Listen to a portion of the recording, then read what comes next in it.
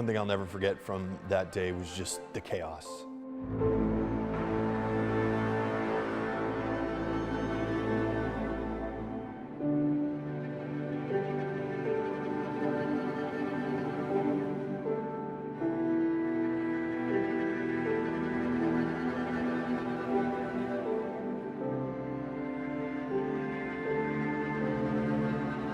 I was one of the senior non-commissioned officers there.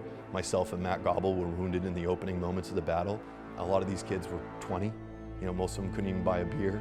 And with the two leaders down, none of them missed a beat. They just went right to doing their job. These guys continued to stick their hands up over sandbags, jump on top of trucks to try and reload weapon systems in direct view. 49 of us, a lot of guys weren't separated by more than 20 yards. But everybody really only saw their small slice of the pie.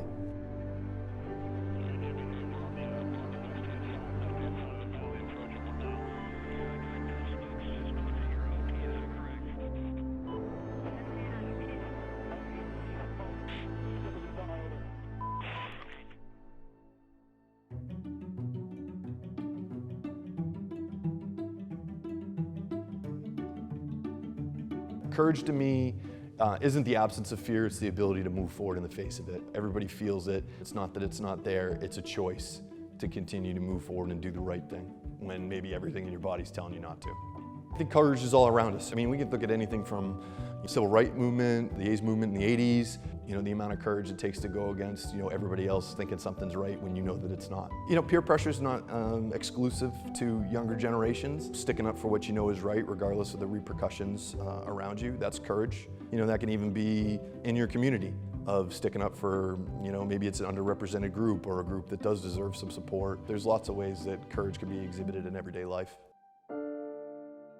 Yeah, courage can even be exhibited anywhere there's, I think, discomfort. It could be getting to know other cultures. I think one, and I guess I choose to look at it as courage, but I guess it's a little bit of compassion too. When my son was in daycare, they had a new student come into their class who had some physical and mental disabilities. And that can be scary for kids, right? Something that's different. They don't quite know, how to interact. And something that made me really proud as a dad is the teachers relayed to my wife and I later is that day at lunch, and my son left all his peers at his table, and this student had to eat in their assistive device, standing up at a higher point. My son moved his lunch over to eat lunch with this student so that they would feel included in part of the class, and that was something my wife and I always tried to, instill in them. And that was a 4-year-old, 3-year-old kid, kind of exhibiting courage, stepping outside his comfort zone to make somebody else feel included. I think we all feel fear. I've talked about it with the guys that I've served with. We felt fear at different times in combat. Courage isn't the absence of fear, it's the choice to move forward in the face of it and do the right thing regardless of the odds.